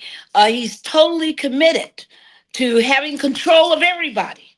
And if you're not on his side, as he said, what did he say last week? That he hates that he hates certain kinds of Americans. Isn't that crazy? Because they didn't vote for him. I mean, did you hear that, people? What happened to the word statesperson, statesman? stateswomen. That meant that you cared about the entire nation, not just your one state or your one party. Lisa Murkowski, hear us. There's a problem when all you are doing is saying, I'm going to only reward the loyalists. I'm only here to govern on behalf of the loyalists. Folks, that's why we got rid of a king. That's why there was a 1776. That's why there was a Declaration of Independence. People just need to understand that he is just enthralled with this idea of control of everybody. That if you don't bow to him, you're worthless. If you don't bow to him, he's going to incarcerate you. I mean, this whole resurrection of concentration camps is absolutely outrageous. The fact that he went to quote alligator Alcatraz and laughed, he and Nome and the rest of them laughing, Christy Nome and all of them laughing as they're standing before this horrible camp that people say will not withstand the winds, will not withstand any kind of hurricane. It's a death trap. And they're talking, and you got crazy people like Laura Loomer, talking about they ought to feed the undocumented people to the alligators, saying this up front, going back into this old white supremacist mode of feeding the quote ends to the alligators. I mean, this is just sick, folks. And if you're not tracking it, if you think this is just isolated behavior, then you're making a mistake. This is all part of a real attempt to shut down any opposition, now including suing the judiciary. I'm struck by the lack of care and concern, even by the liberal voices on this particular issue, because I didn't reflect upon the idea of hurricane season, and that this temporary alligator Alcatraz camp, whatever you want to call it, is just that, temporary, that it cannot sustain hurricane force winds. Yes. And the people in Florida the people who live in Florida are like, what in the world are they doing? And unless you're really, cruel-hearted and you just want people to suffer, people are worried. They're like, there's no way this flimsy little camp that they built is going to sustain, hurricane force winds, which they get all the darn time. It's just, folks, it's really insane. And not to mention, these are people who are undocumented. These are not the quote criminals that you were told they were going to be putting in these places. And even for criminals, you're entitled to something called due process under the law. As long as you're in the United States, any person is entitled to due process of laws. They're violating that all over the place. And now they want to take anybody that's undocumented and put them in these camps. Folks, I got a question for you. If you're taking all the field hands out the fields, if you're taking all the meat workers out the meat factories, if you're taking all the construction workers out the construction industry, if you're taking all of these jobs that folks do who are, quote, undocumented, if you're taking them all away, who's going to do those jobs? It's not robots. Don't fool yourself. Who's going to do those jobs? You need to think about the long-term consequences of what this is all about. They want to make labor cheap as possible in the U.S. They want to, drive down. They want to destroy unions and all those other, protections for workers. And they want to take people now. If you notice, what was the most popular part of this big ugly bill? Provision after provision after provision saying what? Work requirements. Barbara, I know they got an answer now. I know we're going to come forward on the break in just a moment, but let me just share with you this. The cruelty, from my perspective, knows no boundaries. Yes. It has no bottom. Yes. is unconscionable. Yes. For some people, it's entertainment, and that's all you can define it as entertainment. I'm Jesse Jackson Jr. You're listening to the Jesse Jackson Jr. Show. When we come forward, it is Tenacious Tuesdays with the most tenacious lawyer that I know, attorney Barbara Arnwine. When we come forward. It's afternoon drive time with Jesse Jackson Jr. Only on KBLA Talk 1580.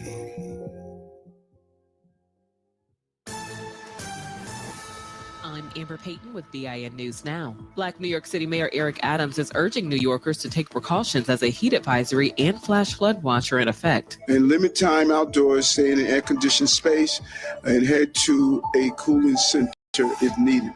And if you must work outside, as we say over and over again, take frequent breaks. Temps will feel near 100 with storms possible later. Residents are asked to conserve energy and limit appliance use until nighttime. Sean Diddy Combs' attorneys and prosecutors now agree to keep his October 3rd sentencing date. Combs, found guilty of transporting people for prostitution, remains in custody while awaiting sentencing.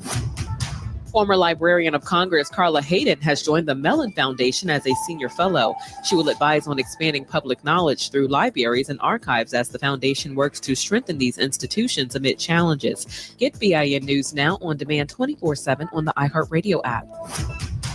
Rapid radios are instant push-to-talk walkie-talkies offering national LTE coverage and no subscription ever. Business owners can now keep in touch with up to 200 staff members at one time. Go to rapidradios.com now for up to 60% off and free shipping. This is the KBLA Sports Minute with Ray Richardson. Something is going on with the Dodgers pitching staff. The Dodgers have been outscored 38-7 in their last 4 games. They lost their 4th straight Monday night, a 9-1 loss at Milwaukee. A bases-loaded walk in the bottom of the 9th inning gave the Angels a 6-5 win over Texas. The Angels are 21-20 at home. Ben Shelton, the only African-American in the men's quarterfinals at Wimbledon, will play Yannick Sinner of Italy on Wednesday. Sinner, ranked number 1 in the world, is 5-0 against Shelton. At 22, Shelton is the youngest player in the men's bracket to advance to the quarterfinals at Wimbledon since Andy Roddick in 2004. Roddick was 21. Tough break for the Indiana Pacers and Tyrese Halliburton. The Pacers found out Monday that Halliburton will miss all of next season. Halliburton tore his right Achilles tendon in the first quarter of Game 7 in the NBA Finals on June 22nd. No debates, no speculation, just the info you need. That's your KBLA Sports Minute. I'm Ray Richardson on KBLA Talk 1580.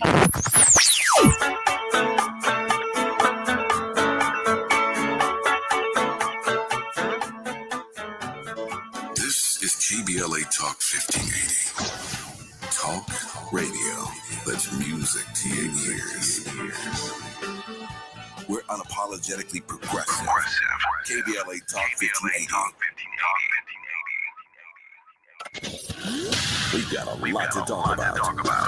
I'm Reverend Gerald, the life coach. Is someone you love struggling with addiction and mental illness? Is improving your family's health important? Want to leave a legacy that your family can grow? Are you ready to enhance your perception of life experiences? Then wake up weekends at 7 a.m. with Urban Family Focus and get the wisdom, opportunity, resources, and motivation to live your best life. Join the conversation on Urban Family Focus Saturday and Sunday at 7 a.m. Unapologetically progressive. KBLA Talk 1580. We've got your black.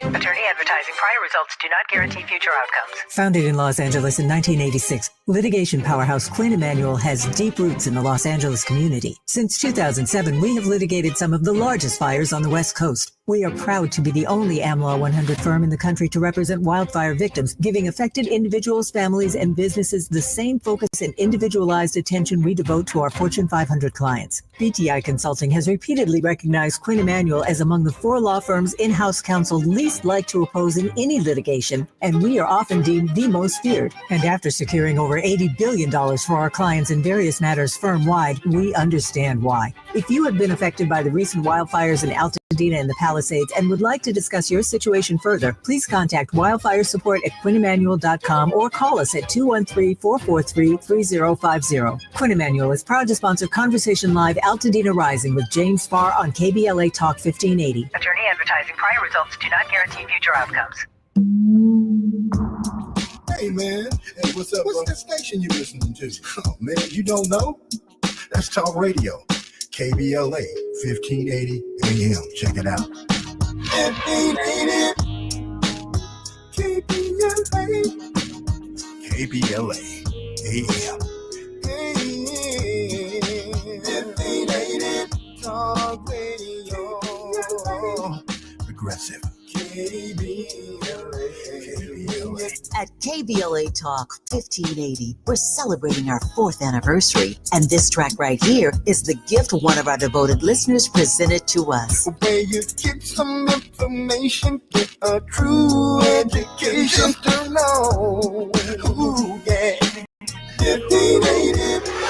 How cool is that? Having a member of our KBLA delegation write us a song. Stop it! Our listeners love us and there ain't nothing we can do about it. Wouldn't want to. Thanks to Cardell and everybody else for turning on KBLA Talk 1580. We love you right black. KBLA 1580 Talk Radio.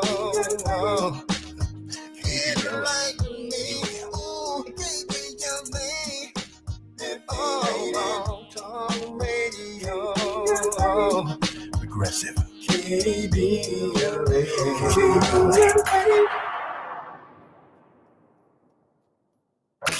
You're listening to Jesse Jackson Jr. on KBLA Talk 1580.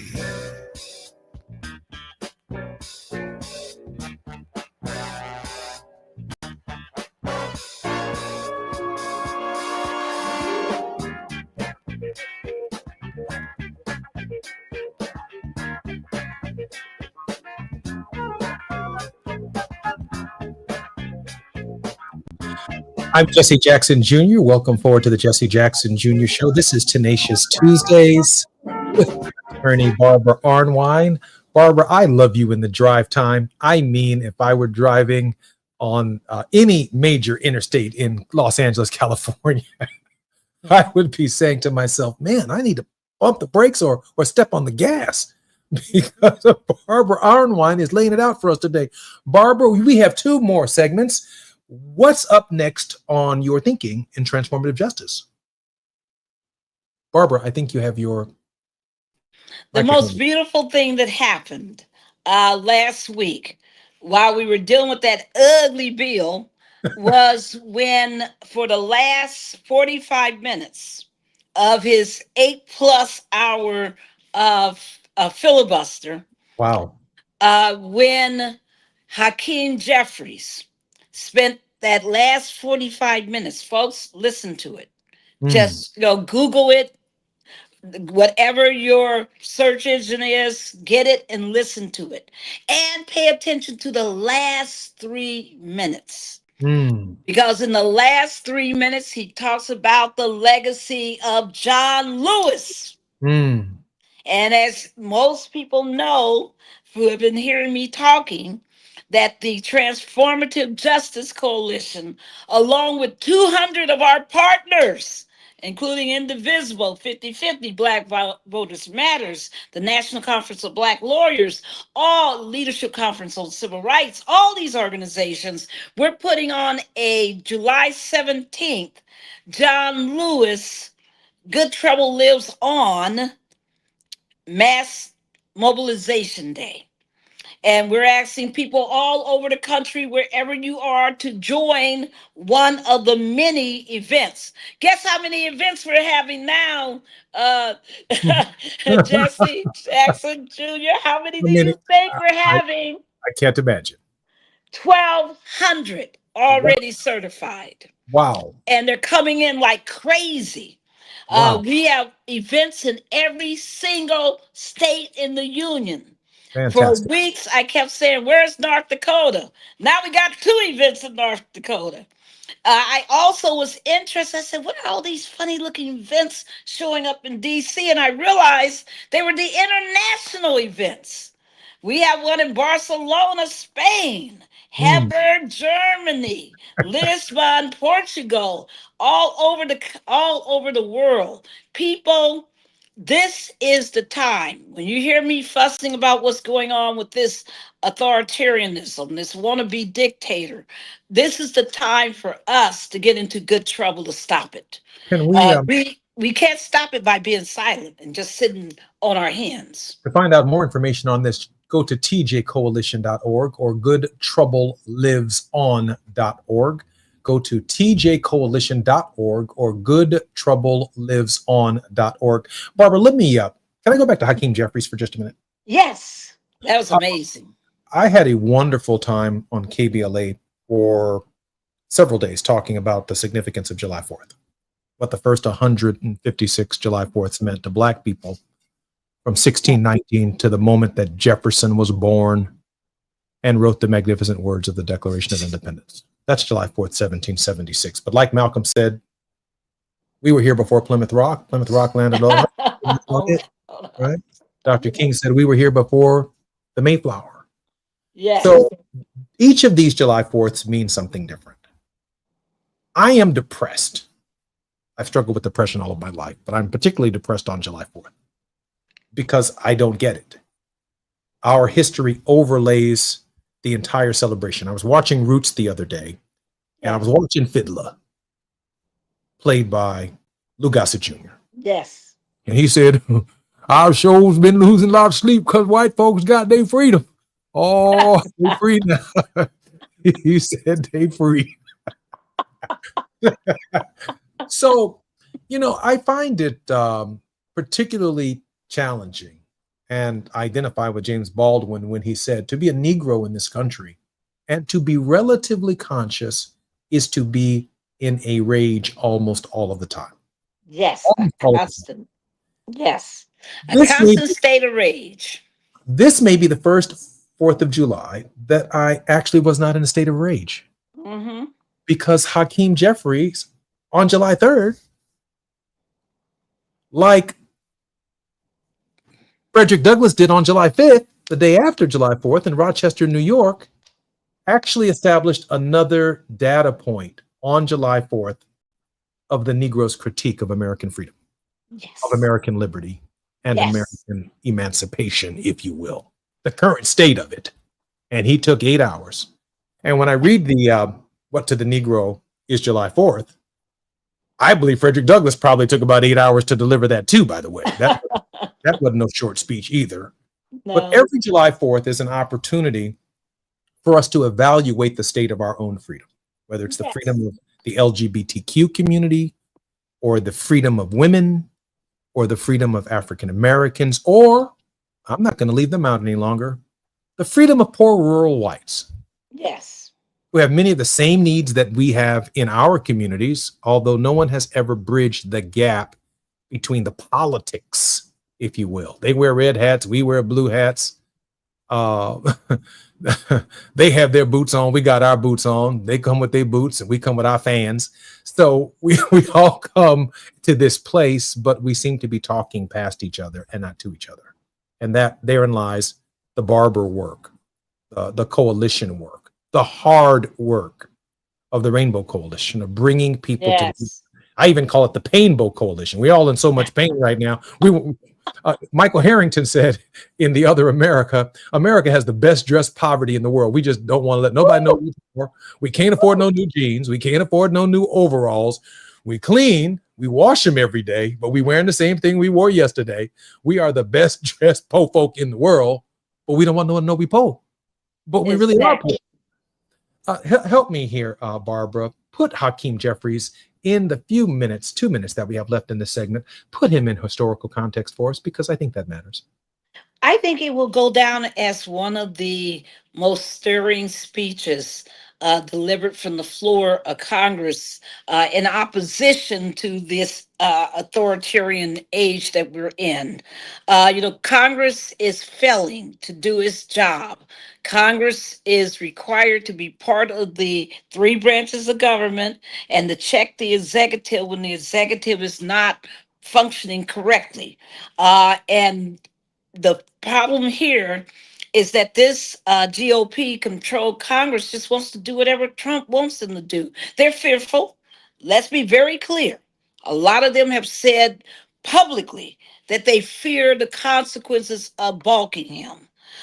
They're also, not really geared and thinking well about what it means to be an American elected official, and what their obligations are to the Constitution, not to one person, not to one party. They're just hung up on raw political power.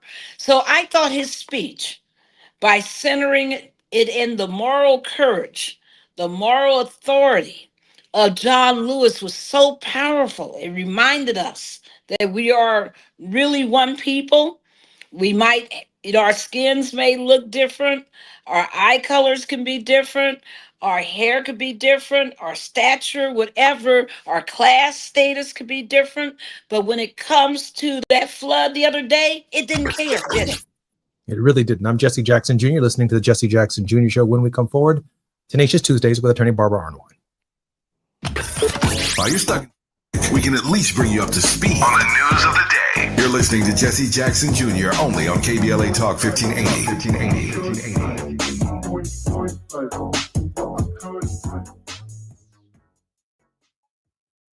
Are you wet shaving? You'll get razor bumps. Nah, Pops, I'm good with Gillette Skin Guard. How long you been growing that beard Mama hates anyway? Since 77. I shaved and got ingrown so bad. That's why I use the Gillette Skin Guard razor, face scrub, shave gel, and moisturizer. So I don't have to worry about new razor bumps or shaving irritation. Gillette Skin Guard, huh? Your mama's gonna love this one. The best a man can get keeps getting better with Gillette Skin Guard. Buy now at a retailer near you. Small businesses are the heart of America. But you don't have to go it alone. As the nation's largest nonprofit resource of expert business mentoring, SCORE has helped millions of entrepreneurs build their businesses for free. Get the connections, education, and guidance you need with SCORE. We're ready to help. Find a mentor today at score.org.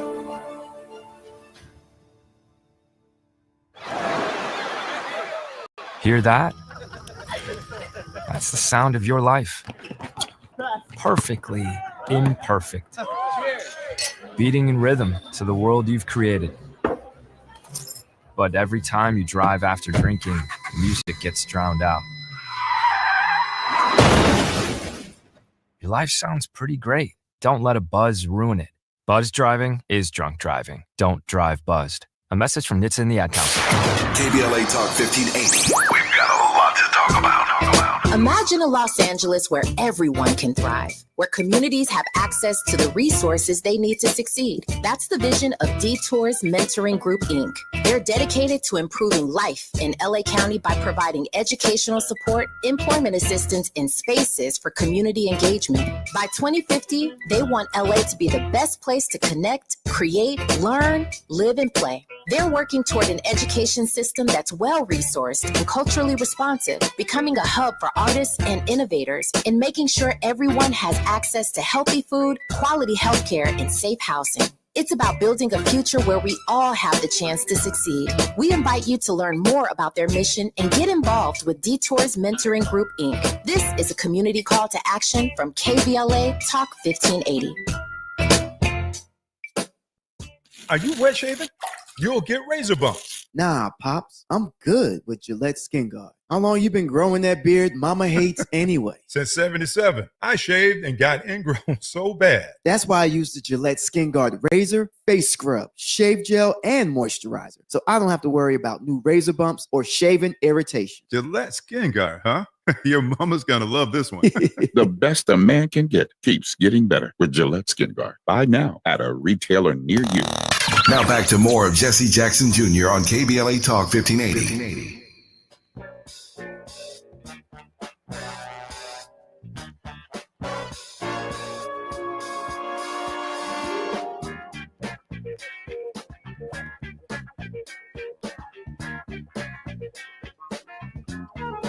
I'm Jesse Jackson Jr. Welcome forward to the Jesse Jackson Jr. Jesse Jackson Jr. Show. We are in our final segment with Barbara Arnwine, on the grind with Barbara Arnwine on Tenacious Tuesdays. Attorney Arnwine, welcome forward to the Jesse Jackson Jr. Show. Thank you.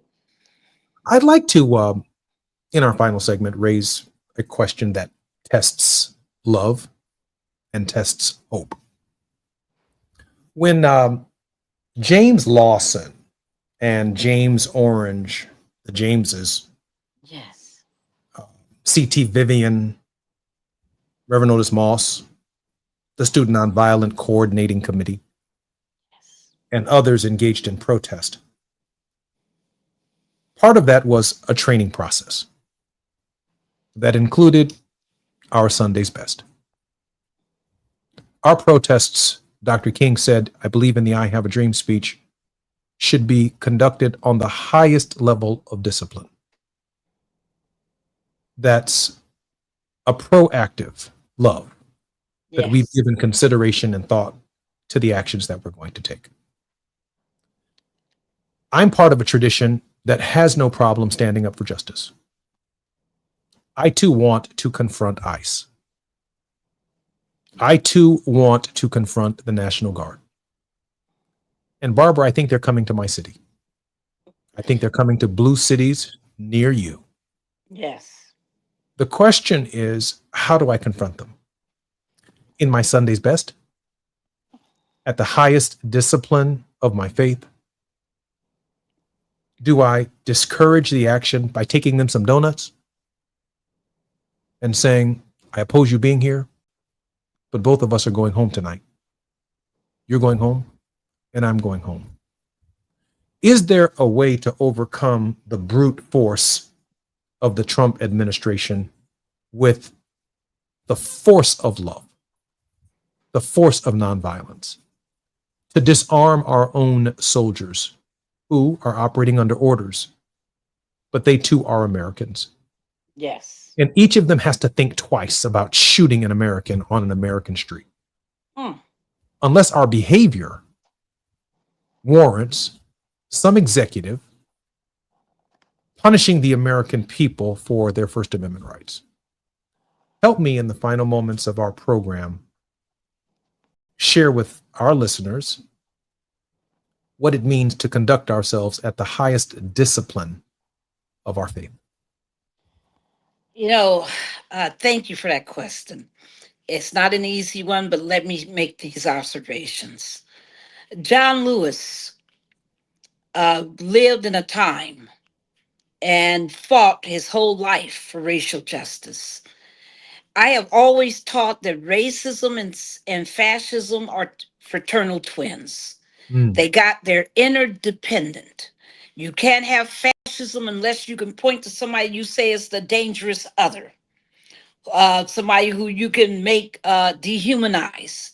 That people say, I don't care about what happens to them. They're horrible. Whatever you want to do it to them.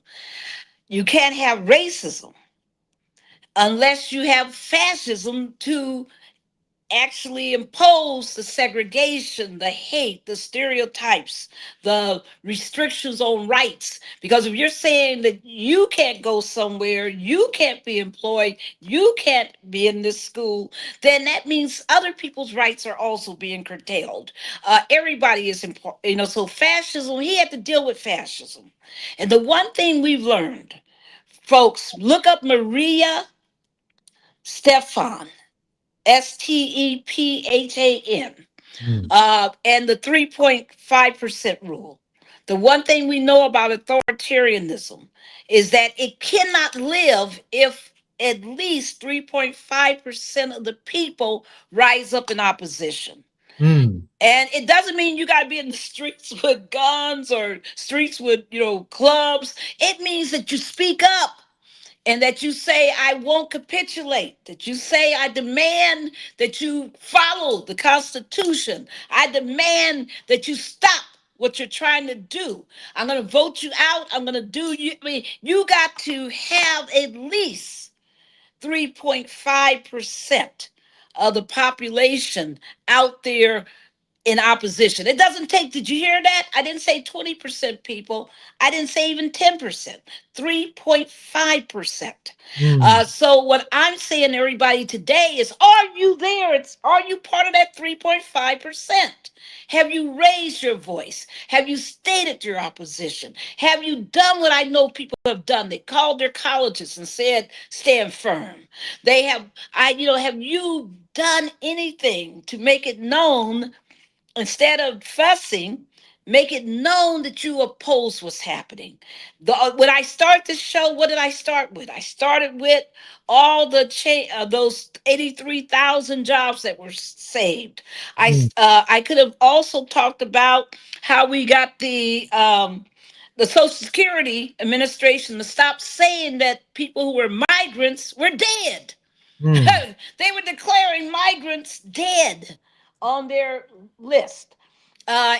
Once again, our protests stopped it. Our protests will keep judicial independence. Our protests will stop the capitulation of law firms and legal institutions. It requires all of us to have some courage. Because when you talk about SNCC and the beautiful C.T. Vivian and all these other people, never forget that John Lewis, when he said he was going to Selma, the SNCC board told him, we're going to take away your chairmanship if you do, because it's too dangerous. And John said to them, because he was a man of courage, moral courage, he says, if you must, do so, but I will not leave the people of Selma by themselves to walk across that bridge. And because he resisted them, not only did they not take away his chairmanship, they sent Hosea Williams, if I'm correct, to be with him in Selma. That was an act of courage. He was willing to risk, his best, position, this prominence.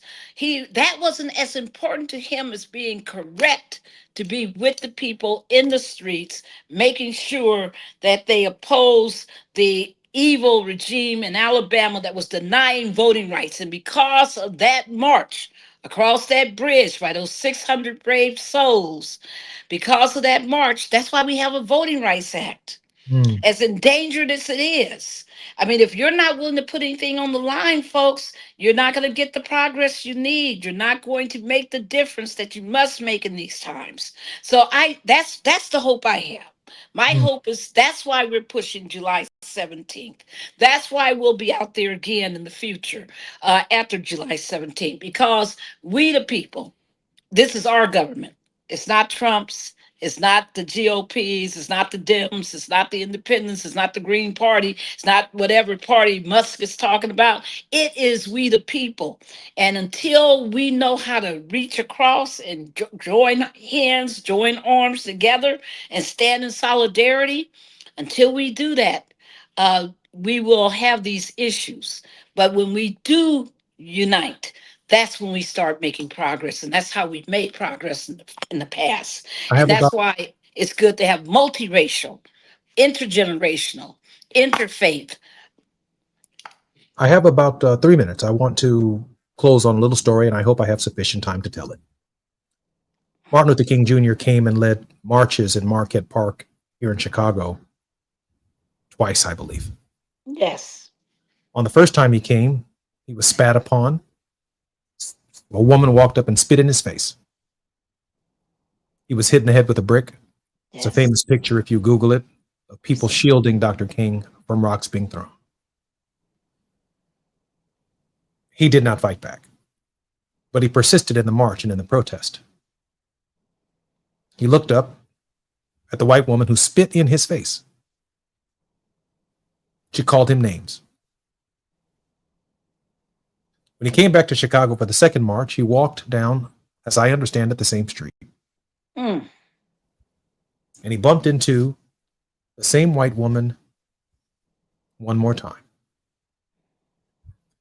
And she came up and she apologized to Dr. King. Dr. King responded, "When you spit on me the first time, I said to myself, she's too beautiful a woman to behave like this." And he said he thought about her. He said that something inside of her, from the moment she spit on him to the moment that he returned and they could meet again, had turned. Something had changed within her.